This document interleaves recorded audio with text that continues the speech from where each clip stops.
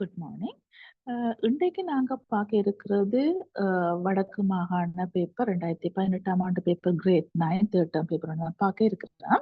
இதுல ஏற்கனவே நான் பார்ட் 1 எக்ஸ்பிளைன் பண்ணி இந்த சேனல்ல போட்டிருக்கிறேன். நீங்க அங்க போய் பார்த்தால் பார்ட் 1 பெற்றுக்கொள்ள முடியும். நான் கிரேட் 6ல இருந்து கிரேட் 11 வரைக்கும் போட்டுக் கொண்டிருக்கிறேன். இவ்வாறான விடயங்கள் உங்களுக்கு தொடர்ச்சியாக வேண்டும் சொன்னால் நீங்க என்ன செய்து கொள்ளலாம், இந்த சேனலை சப்ஸ்கிரைப் பண்ணி லைக் பண்ணி மூலம் நீங்க தொடர்ச்சியாக பெற்றுக்கொள்ள முடியும். ரைட், இது உங்களுக்கு விளங்கி இருந்தால் நீங்கள் உங்களோட ஃப்ரெண்ட்ஸுக்கும் இதோட தொடர்பாக நீங்க என்ன செய்து கொள்ளலாம், ஷேர் பண்ணிக்கொள்ள முடியும்.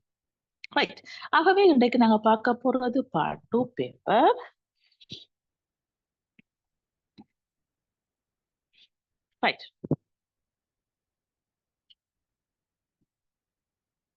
ரைட், முதலாம் வினா உட்பட 5 வினாக்களுக்கு விடை தருக. ஆகவே முதலாம் வினா கட்டாய வினா. ஆகவே கேர்ஃபுல்லாக இருந்து கொள்ள வேண்டும், சாய்ஸ்ல விட்டு போடாதீங்க. ரைட், ஆகவே ஒரு மாணவன் தீக்குச்சிகளை கொண்டு ஒழுங்கமைத்த கோலம் என்று முதல் 3 சந்தர்ப்பங்கள் உருவில் காட்டப்பட்டிருக்குது.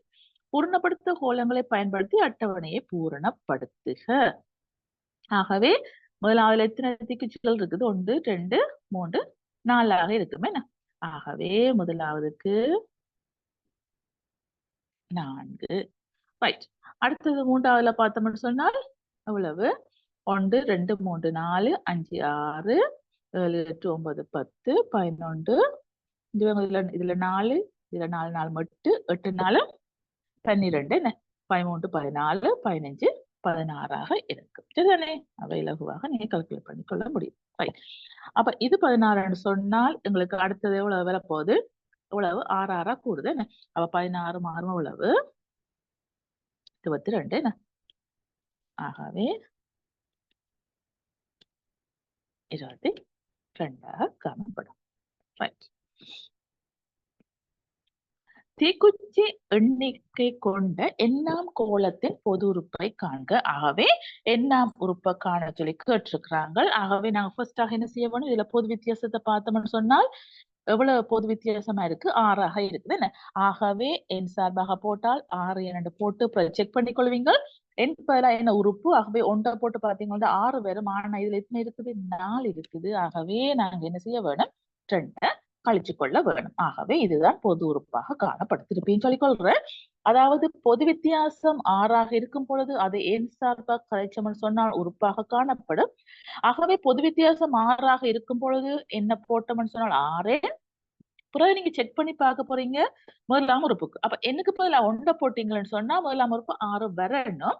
ஆனா இதுல எத்தனை இருக்குது? 4. ஆகவே என்னது 6ல இருந்து எத்தனை கழிச்சா 4 வரும்? 2 கழிச்சா வந்து கொள்ளும். என்ன ஏற்கனவே கிளாஸ்ல எக்ஸ்பிளைன் பண்ணி இருக்கிறேன். Right, okay. வேணும்னு சொன்னால் உங்களுக்கு சரியா பிள்ளையான்னு செக் பண்றதுக்கு 2ஆம் உறுப்புக்கு போட்டு பார்த்து கொள்ளையிலும். ஆகவே 6 தர 2 12 12ல இருந்து 2 போனா 10. 2ஆம் உறுப்பு 10. ஆகவே இவ்வாறாக நீங்க செய்து கொள்ள முடியும். ரைட், 18வது கோலத்தை அமைப்பதற்கு 110 தீக்குச்சிகள் போதுமானது என ஒரு மாணவன் கூறினான். இக்கூற்று உண்மையானதா தவறானதா என காரணத்துடன் குறிப்பிடுக. ஆகவே அப்ப நாங்க என்ன செய்ய போறோம் பிள்ளைகளே? இந்த பொது உறுப்பை வச்சுக்கொண்டு Rn மைனஸ் 2 இந்த பொது உறுப்பை வச்சுக்கொண்டு நாங்கள் என்ன செய்ய போறோம்? 18ஆம் உறுப்புக்கு செக் பண்ணி பார்க்க போறோம் எத்தனை தேவைன்னு சொல்லி. ரைட், ஆகவே 18ஆம் உறுப்புன்னு சொன்னா என்ன வரும்?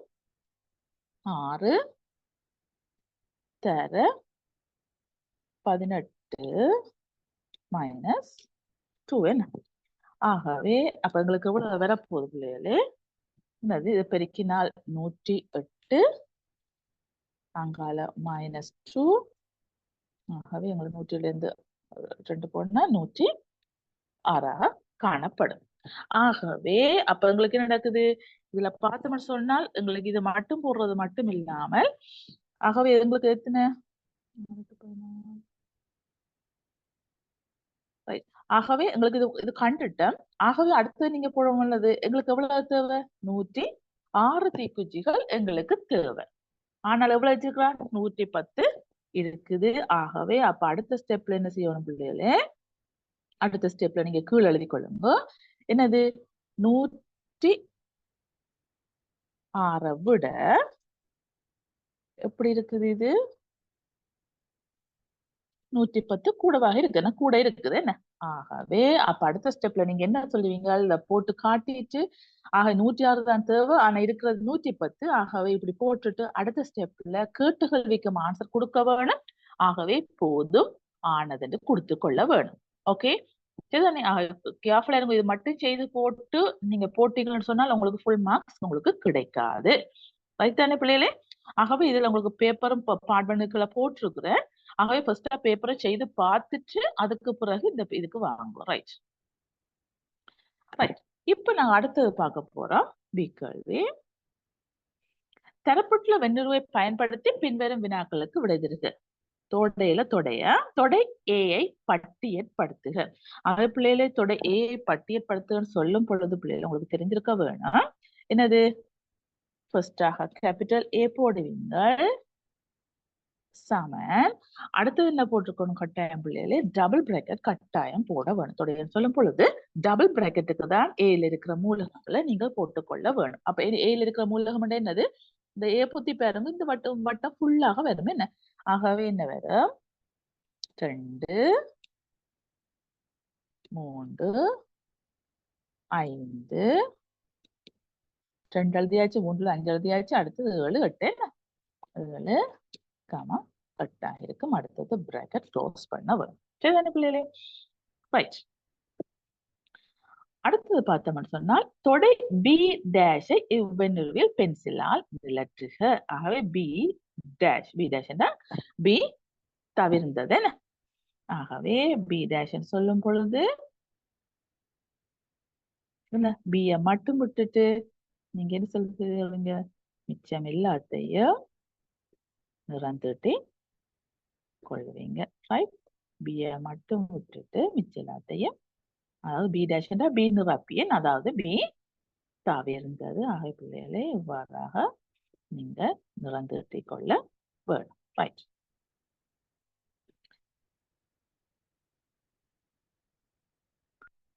ரைட். அடுத்தது பார்த்தோம்னு சொன்னால் தொடை ஏ இடவட்டு பி உள்ள மூலகங்களின் எண்ணிக்கையை காண்க. ஆகவே தொடை பி, அப்ப தொடை பியில் இருக்கிற யாரு 3 5 என்ன. அப்படி எல்லாம் அப்படி கேர்ஃபுல்லா இருக்க வேணும். அவங்க எண்ணிக்கையை தான் கேட்டிருக்கிறாங்க. ஆகவே என்னது, நம்பர் இதுதானே, அதாவது நம்பர் ஆஃப் ஏ இடவட்டு பி, அதாவது எங்களுக்கு நம்பர் ஆஃப் ஏ எத்தனை நம்பரா இருக்க போது பிள்ளைகள், கட்டாயம் 2 நம்பர் தான் இருக்கு. 5 3 2 தான் இருக்குது. ஆகவே நீங்க 2 2 தான் கொடுக்க வேணும். நீங்க இப்படி தொடர்குறிப்புல போட்டு எழுதினீங்களோ உங்களுக்கு ஆன்சர் பிள்ளை. எண்ணிக்கைன்னு சொன்னால் எத்தனை நம்பர்ஸ் இருக்குன்னு மட்டும்தான் எழுதி கொள்ள வேணும். சரிதானே. ரைட். அடுத்தது தொடை பியின் தொடை பிரிவுகள் எல்லாவற்றையும் எழுதுக. அப்ப தொடை பிரிவுல உங்களுக்கு தெரிஞ்சிருக்க வேணும் பிள்ளைகளே, அதாவது 2 இலக்கம் இருக்கு. அப்ப 2 இலக்கம்னு சொன்னால் நாங்க இலகுவா கண்டுபிடிக்கிறதுக்கு 2 வர்க்கம் மொத்தமாக 4 தொடை பிரிவுகள் வேணும். ஓகே, அது ஏற்கனவே நான் உங்கள்கிட்ட கதைச்சேன் நான். ரைட். ஆகவே மொத்தமா 2 இலக்கம் இருக்குது. ஆகவே அது என்னது, 2 வலுவாக எழுத போறோம். ஆகவே மொத்தம் எத்தனை இருக்க போகுது, ஆகவே 4 இருக்க போகுது. இது உங்களுக்கு தேவையில்லை, இது ஆன்சருக்கு தேவையில்லை. அதாவது 4 தொடைப்பிரிவு இருக்குதுன்னு சொல்லி உங்களுக்கு காண்றதுக்கு தான் இது உங்களுக்கு சொல்லி தந்தேன். ரைட். ஆகவே அப்ப என்ன இலக்கம் இருக்குது, 3 5 என்ன. அது 3 5 வச்சுக்கொண்டு என்னென்ன எழுதலாம்னு பார்த்துக்கொள்ளுவோம். முதலாவது ரைட், முதலாவது நாங்க என்ன செய்து கொள்ளலாம், என்ன எழுதி கொள்ளலாம், 3 5 ஃபர்ஸ்டாக எழுதி கொள்வோம். ரைட். பிராக்கெட்டுக்கு 3 5 அது ஒன்றுக்குள்ள வரும். ரைட். வேற என்ன வரலாம், 3 நீங்க தனியா எழுதி கொள்ளலாம். 3 தனியா எழுதி கொள்ளலாம். அதே மாதிரி 5 தனி எழுதி கொள்ளலாம். சரிதானே. ஆகவே இவ்வாறாக 3 தனி எழுதி கொள்ளலாம், 5 தனி எழுதி கொள்ளலாம். அது மட்டும் இல்லாமல் அடுத்தது என்னது, எங்களுக்கு வெறுந்தொடை என்ன. ஆகவே அடுத்தது நீங்க வெறுந்தொடையும் எழுதி கொள்ளுங்கள். ஆகவே இலகுவாக அப்ப எத்தனை தொடைப்பிரிவு சொன்னா 4 என்ன. ஆகவே 1 2 3 4 தொடைப்பிரிவுகள் காணப்படுது. ரைட். ரைட். அடுத்ததை பார்த்துக் கொள்ளுவோம். y சமன் 3x - 2 என்ற சார்பில் வரவை வரவிற்காக தயாரிக்கப்படும் காட்டுகிறது. ஆகவே அட்டவணையை பூரணப்படுத்துக. பூரணப்படுத்துகன்னு சொல்லும் பொழுது நீங்க செய்து காட்டவன் பிள்ளைகளை y= 3x - 2ல நீங்க போட்டு காட்ட வேணும். அந்த எக்ஸுக்கு பதிலாக என்னது போடுவீங்க? இதுல ஒன்றை போடுவீங்க. ஒன்றை போட்டால் நீங்க செய்து காட்டுங்க. அவை 3 3 3ல இருந்து 2 போனா 1. ஆகவே இதுல என்ன வரப்போகுது? 1 வந்து கொள்ளும். சரிதானே? ஆனா நீங்க நேரடி ஆன்சர் போடாதீங்க. இதுல போட்டு பிரதியிட்டு செய்து காட்டுங்க. ரைட். இப்ப நாங்க பார்க்க போறோம். இது நாங்க என்ன செய்ய போறோம்? பிரதியிட போறோம். என்ன? ரைட். பிரதியிட்டம் என்றால்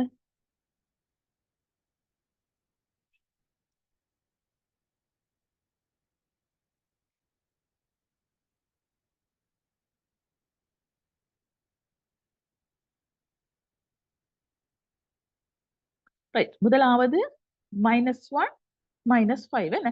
அதாவது x -1 ஆகவும் இது -5 ஆகவும் இருக்கும். ஆகவே இங்க போட்டுக்கொள்வீங்கள். இவ்வாறாக புள்ளிகள் குறிச்சு போட்டு நீங்க இதுல எனக்கு இது எந்த கஷ்டம் நீங்க சரியா செய்து கொள்ளுங்க. ரைட். அடுத்தது 0 -2 ரைட். இதாகவும் அடுத்தது வந்து என்னது? 1, 1 1, 1 எங்க வரும்? ரைட். இங்க சரிதானே? அடுத்தது 2, 4 2, 4 ஓகே. அதாவது x 2 ஆகவும் y 4 ஆகவும் இருக்கும். இப்ப என்ன செய்வீங்க? இந்த இதை அப்படியே ஜாயின் பண்ணி கொள்ளுவீங்க. சரிதானே? ரைட். நீர் வரைந்த வச்சு y அச்சை வெட்டும் புள்ளியின் ஆள்குறை எழுது. அப்ப y அச்சை வெட்டுற புள்ளி என்னது? இதை அப்படியே ஜாயின் பண்ணி கீறிக்கொள்ளுங்க. நான் கீரையில இந்த எப்படி கீறிக்கொள்ளுங்க. ரைட். y அச்சை வெட்டும் புள்ளியின் ஆள்கூறை எழுதுக. அப்ப y அச்சை இதுல வெட்டுது உங்களுக்கு.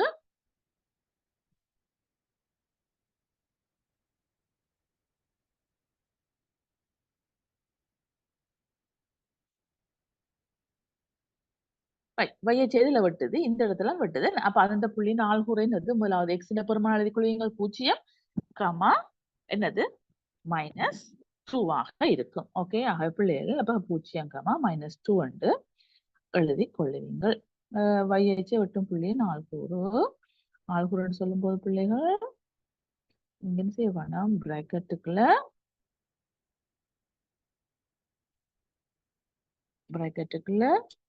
0, -2 ஆக இருக்கும். ரைட். இதே தளத்தில் y= 4 என நேர்கோட்டை வரைந்து அது y= 3x - 2 என சார்பில் விடை வெட்டும் புள்ளியின் ஆள்கள் எழுது. அப்ப அடுத்து என்ன செய்ய போறீங்க? y=4. அப்ப y=4ன்னு சொல்லும் பொழுது உங்களுக்கு எப்படி வரும்? இப்படித்தான் வரும். என்ன? அதாவது எந்த புள்ளியில பார்த்தாலும் y வந்து எத்தனையா இருக்கும்? 4ஆக இருக்க வேணும். ஆகவே இப்படி இருக்கு. சரிதானே? ஆகவே அவன் கேட்டிருக்கிறான் என்னது? 2ம் இடைவற்ற புள்ளியின் ஆள்கூறு. நீங்க சரியான இது வந்து கொள்ளும். இந்த இடத்துல உங்களுக்கு வெட்டுது. என்ன? ஆகவே இது என்ன இருக்க போகுது? 2, 4ஆக இருக்கும். சரிதானே? ஆகவே 2 இடைவற்ற புள்ளி இடைவெட்டும் புள்ளியின் ஆள்கூறு 2,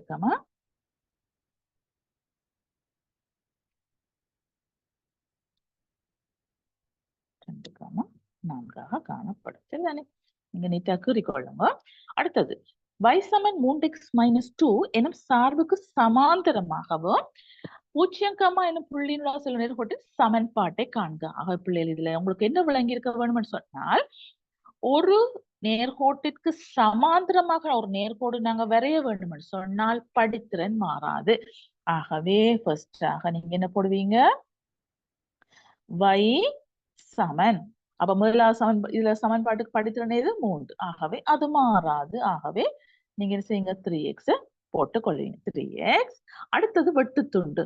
வெட்டுத்துண்டை பார்த்தோம்னு சொன்னால் 0, 4 சொல்லும் பொழுது அதாவது y அச்ச வெற்ற புள்ளிதான் வெட்டுத்துண்டு. அப்ப அந்த டைம் x என்னவா இருக்கு? 0 இருக்கு. அப்ப ஒரு ஆள்கூற்றுல x 0 இருக்கிற y என்ற பெருமானம் தான் வெட்டுத்துண்டு. ஆக பிள்ளைகள் இலகுவாக நாங்க போட்டுக்கொள்ள முடியும்.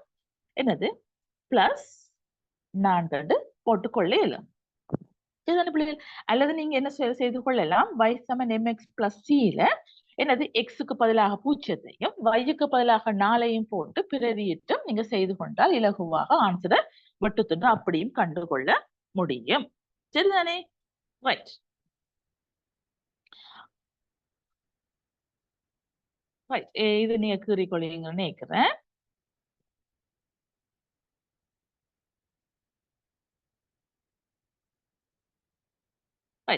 பால் சேகரிப்பு நிலையம் ஒன்றில் குறிப்பிட்ட ஒரு மாதத்தில் தினமும் சேகரித்த பாலின் அளவு பற்றிய தகவல்கள் பின்வருமாறு.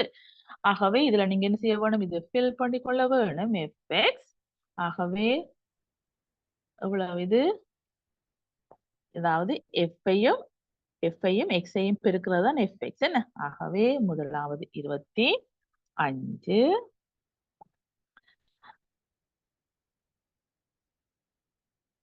இரண்டாவதுக்கு 35 தர 70,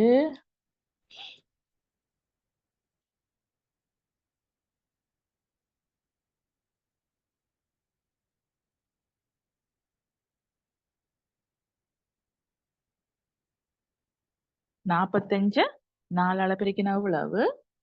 4 5 20, அங்க 16. ஆகவே 180.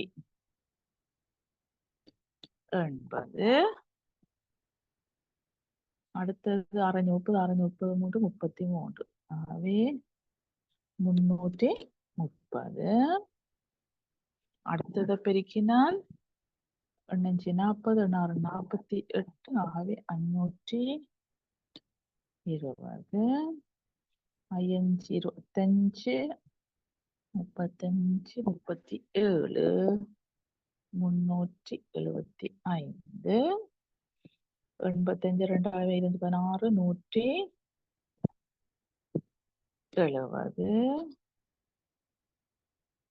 அடுத்தது 95 2ஆல பெருக்கினால்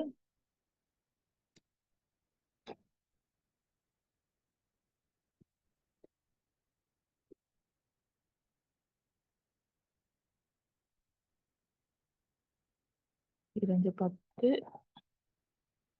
9, 18, 19, 190. ரைட்.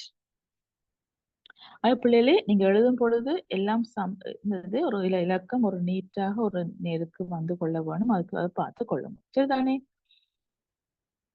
ரைட். ஆகவே இப்ப அடுத்தது நீங்க செய்ய வேண்டியது என்னது? அப்ப நாங்க என்ன செய்துட்டோம்? எஃப்ஐயும் எக்ஸையும் பெருக்கி போட்டாச்சு. அடுத்தது நீங்க செய்ய வேண்டியது கட்டாயம் இதுல டோட்டல் பண்ணி தந்திருக்கிறான் எஃப் தராட்டி நீங்க கூட்டிக் கொள்ள வேணும். அதே மாதிரி எஃப்எக்ஸ் இவ்வளவு போட்டுட்டு சிக்மா எஃப்எக்ஸ் அதாவது இந்த டோட்டல் இவ்வளவு கட்டாயம் நீங்க போட்டுக்கொள்ள வேணும். இதுதானே சிக்மா எஃப்எக்ஸ்.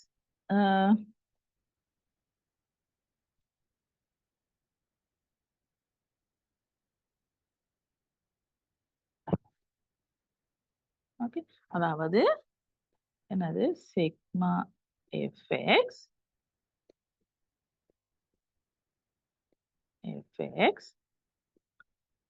சமன் இதுல டோட்டல் பண்ணி இந்த பெருமானத்தை நீங்க இதுல போட்டுக்கொள்ள வேணும். உலகத்தையும் கூட்டினாங்க உங்களுக்கு எவ்வளவு வரும்? 1860 இருக்கு. சரிதானே?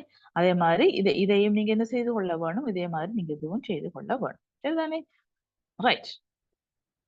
இப்ப மேலுள்ள அட்டவணையை பூர்த்தி செய்தாச்சு. ஒரு நாளில் சேகரிக்கப்படும் பாலின் அளவின் இடையை காண்க. ஆகவே ஒரு நாள்ல சேகரிக்கப்படுறது அதாவது மீன்ஸ் தட்ஸ் இடை, அதாவது ஒன்றுக்கு காண போறோம். ஆகவே என்ன செய்ய போறோம்? சிக்மா எஃப்எக்ஸ் சிக்மா எஃப் ஆல வகுக்கும் பொழுது எங்களுக்கு ஆன்சர் வந்து கொள்ளும். ரைட் தானே? ஆகவே நீங்க சமன்பாட்டு எழுதி கொள்ளுங்க. எழுதியில நீங்க என்னது 1860 வகுப்பீங்கள் எத்தனையால? 30ஆல வகுத்து கொள்வீங்க. சரிதானே? ஆகவே கவனிச்சுக்கோங்க. நீங்க சமன்பாடு இடை சமன் ஓகே சிக்மா எஃப்எக்ஸ் இன்கிள் சிக்மா எஃப் போட்டுட்டு நீங்க இதுல பிரதிடுங்க. ஆகவே சம்டைம்ஸ் இருக்கிறது பிள்ளைன்னு சொன்னாலும் உங்களுக்கு சமன்பாட்டுக்காவது ஏதாவது மார்க்ஸ் தருவாங்க. ரைட். சரிதானே? ஆகவே அப்ப இந்த சைவரும் இந்த சைவரும் வெட்டுப்பட்டுரும். ஆகவே அப்ப உங்களுக்கு என்ன வரப்போகுது? 3ஆல வச்சால் 3 6 18 3 2 6 என்ன? ரைட். 3 6 18 3 2 6. ஆகவே இவ்வளவு இருக்க போகுது 62. ஆகவே என்னத்தை பிரிக்கிறதுனா பாலை பிரிக்கிறாங்க. ஆகவே கட்டாயம் நீங்கள் என்னது லீட்டர் போட்டுக்கொள்ள வேணும். சரிதானே? பாலின் அளவுக்கு ரைட். அடுத்ததை பார்த்து கொள்வோம்.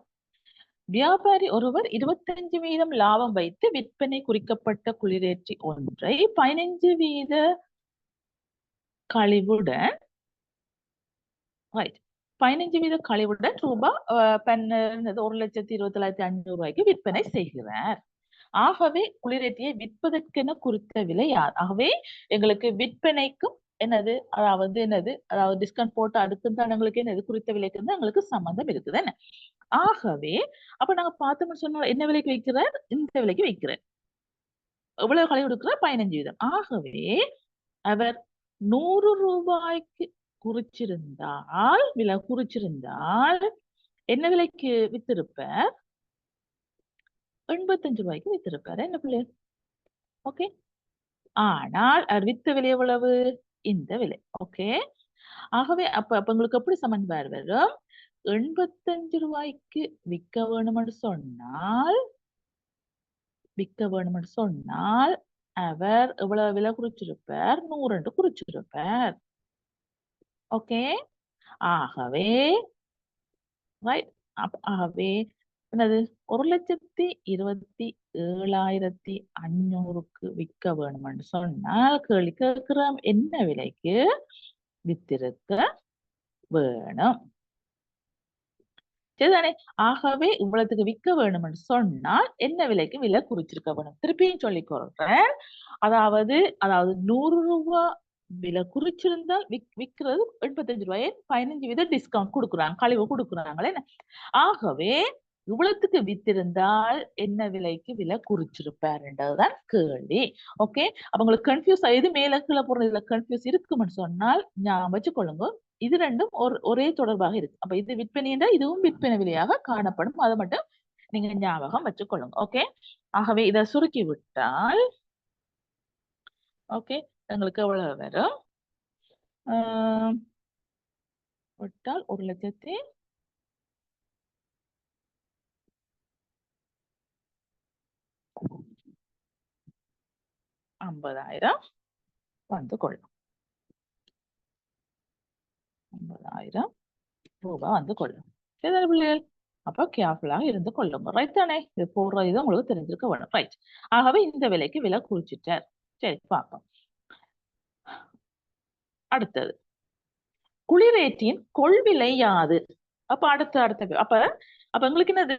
அவ வாங்கினதுக்கும் என்னது விலை குறிச்சதுக்கு தான் தொடர்பு. அப்ப அவர் 100 ரூபாய்க்கு திருப்பியும் சொல்லிக் கொள்றேன்.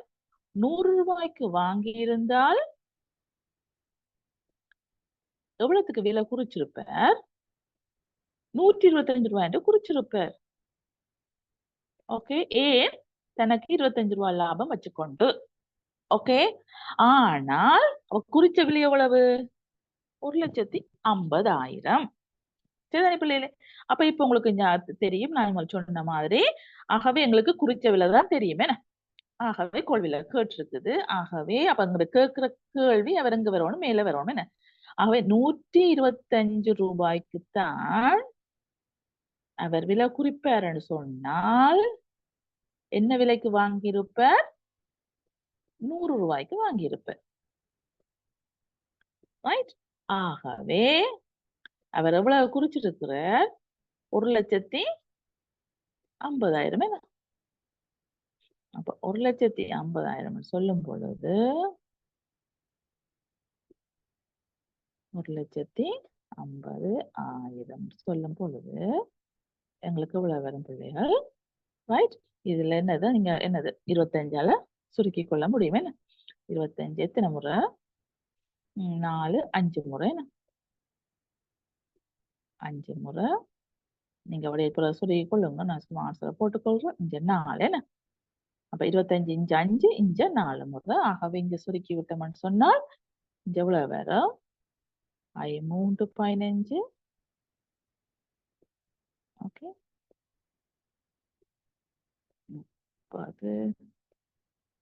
ரைட். Very good. 30,000 வரும். ரைட்.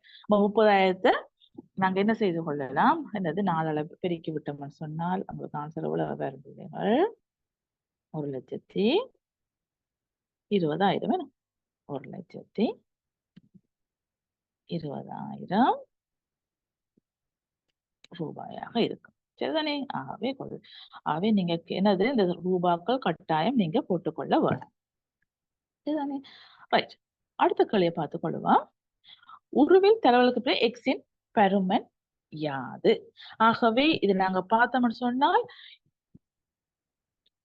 இது ஒரு ஐங்கோணி. இந்த அதாவது எந்த ஒரு பல்கோணினதும் புறக்கோணங்களோட கூட்டுத்தொகை எவ்வளவு? 360 பாகை என்ன? ஆகவே அப்ப இதுல ஐங்கோணின்னு சொல்லும்போது 5 புறக்கோணம். அவை 5x. ஆகவே 5x ஐயும் கூட்டினா எத்தனைக்கு சமன்? 360க்கு சமன். 5x சமன் எவ்வளவு? 360 பாகை. சரிதானே? ஆகவே எங்களுக்கு x வந்து எவ்வளவு வரப்போகுது?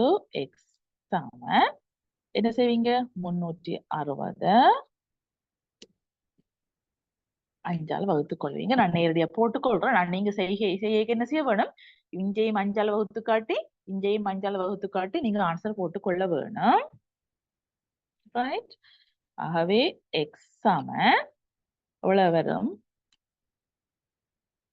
x சமன் 7 35 2 7 35 1 2. ஆகவே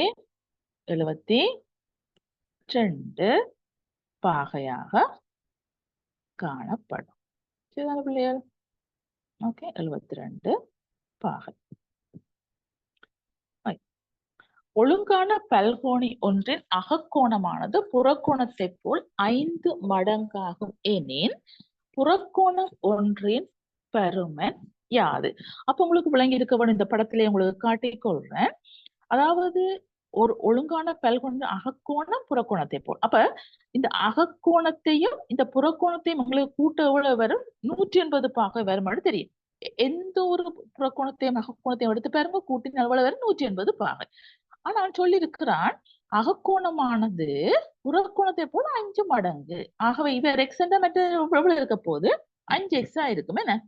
ஓகே, ஆகவே அப்ப உங்களுக்கு என்ன வரப்போகுது? ஓகே, அதாவது என்னது? 6x சம 180 என்ன? ஆகவே எங்களுக்கு x வந்து எவ்வளவு இருக்க போகுது?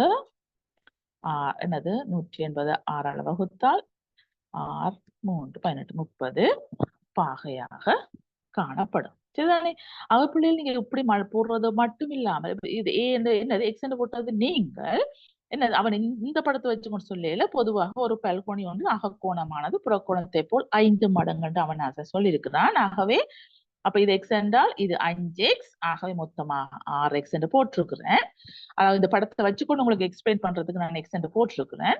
ஆகவே நீங்கள் எக்ஸ் 30 கண்டது மட்டும் இல்லாமல் அடுத்த வசனம் எழுதி கொள்ள வேணும். புறக்கோணம் ஒன்றின் பருமன் சமன் 30 பாகைன்னு சொல்லி நீங்கள் தமிழ்ல எழுதி கொள்ள வேணும். சரி, அடுத்த கருத்துக்கு அப்பல்கோணியின் பக்கங்களின் எண்ணிக்கையாது. ஆகவே அப்ப நாங்க என்ன செய்து கொள்ளலாம்? அப்ப புறக்கோணம் அப்ப நாங்க என்ன செய்யலாம்? புறக்கோணம் ஒன்றின் பருமன் 30 பாகையாக இருக்குமாக இருந்தால் எங்களுக்கு என்ன இருக்க போகுது? மொத்தமாக 360 பாகை புறக்கோணங்கள் அவளத்தின கூட்டுத்தொகை 360. ஆகவே அதாவது புறக்கோணத்தை நாங்க என்ன செய்ய வேணும்? அதாவது ஒரு கோணத்தின் பருமனை வகுத்து கொள்ளும் பொழுது எங்களுக்கு இலகுவாக என்னது பக்கங்களோட எண்ணிக்கை கண்டு கொள்ளேன். அதாவது புறக்கோணங்களோட கூட்டுத்தொகை 360. ஓகே, அதாவது 360 சொல்லும் பொழுது அதுல நாங்கள் ஒரு புறக்கோணத்தின் பருமனால வகுத்தால் நாங்க என்ன செய்து கொள்ள முடியும் பிள்ளைகள்? என்னது பக்கங்களின் எண்ணிக்கைய கண்டுகொள்ள முடியும். சரிதானே? ஆகவே என்னது இந்த சைவரும் வெட்டுப்பற்றும். ஆகவே 12 36 இங்க ஒரு முறை மேல 12 முறை. ஆகவே பக்கங்களின் எண்ணிக்கை 12ஆக காணப்படும். சரிதானே? ரைட். அடுத்தது முக்கோணி ஏபிசியில்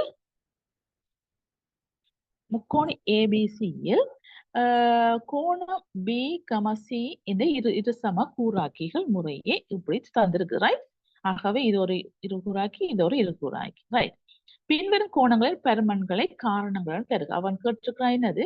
பிஓடி. சரி, அப்ப பிஓடி சொல்லும் பொழுது அப்ப நாங்க ஃபர்ஸ்டாக பார்ப்போம். இப்ப இது இருகூராக்கின்னு சொன்னால் இவர் எக்ஸ் என்றால் இவர் எவ்வளவு இருக்கும்? எக்ஸ் ஆக இருக்கும் என்ன? அதே மாதிரி இவர் y என்றால் இவர் எப்படி இருக்கும்? வையாக காணப்படும். ஏனென்று சொன்னால் இருசம கூறாக்கி என்றபடியினால. சரிதானே? இப்ப அடுத்தது நாங்க பார்க்க போறோம். உம்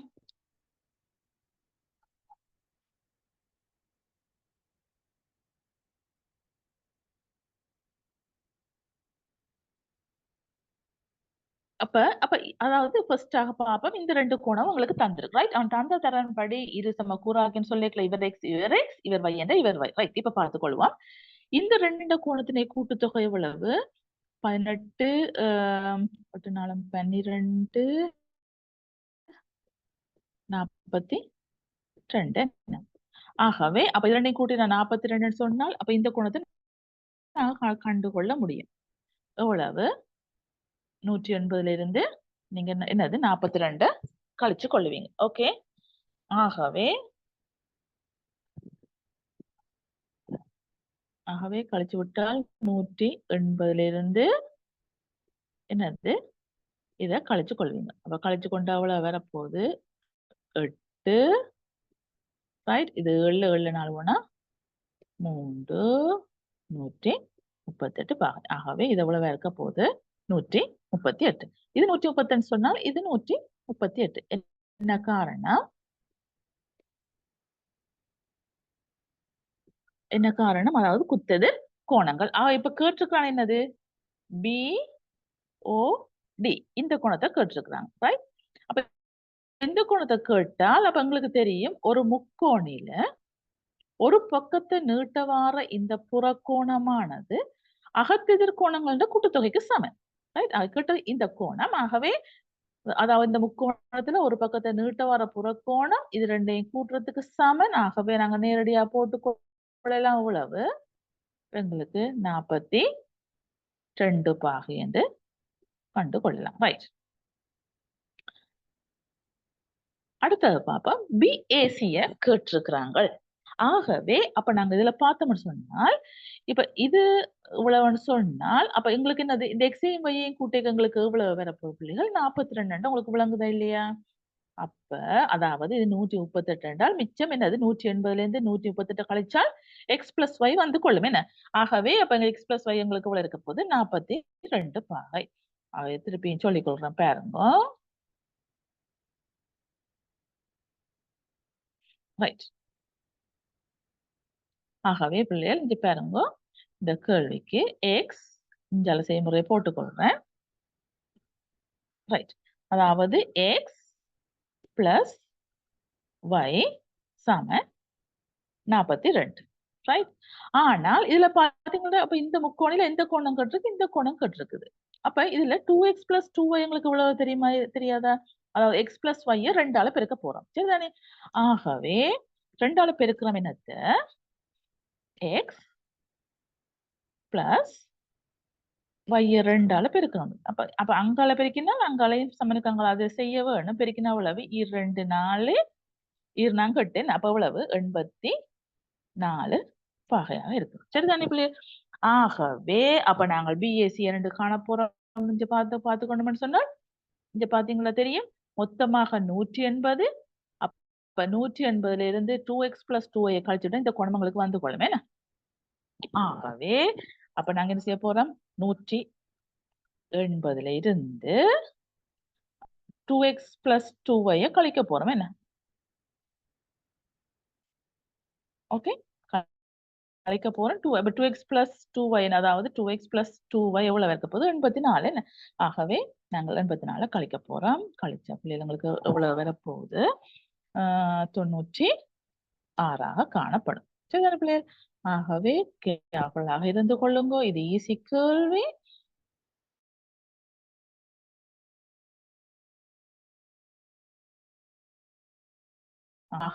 போட வேணும். சரிதானே? ரைட். அடுத்த கேள்வியை பார்த்துக்கொள்ளலாம்.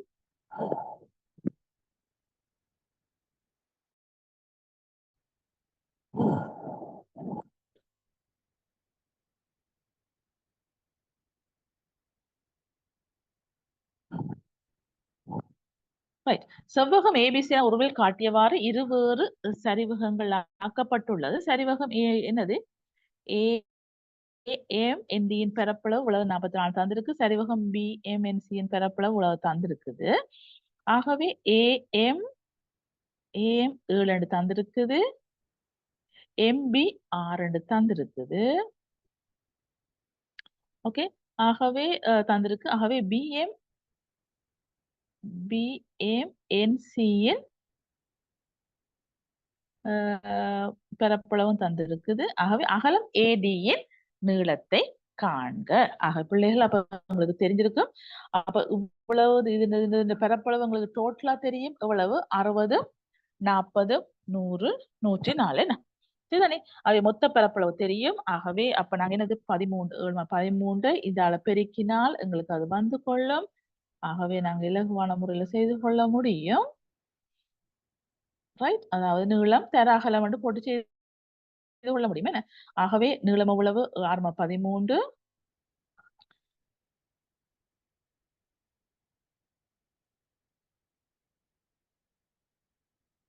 13 தர AD அதை பெருக்கு, அதாவது இந்த 13 AD ஆல பெருக்கிறது உங்களுக்கு எதுக்கு சமனா இருக்கும்? நீளம் தர அகலம் மொத்தமாக கூட்டுறது எவ்வளவு 104க்கு சமனாக இருக்கு.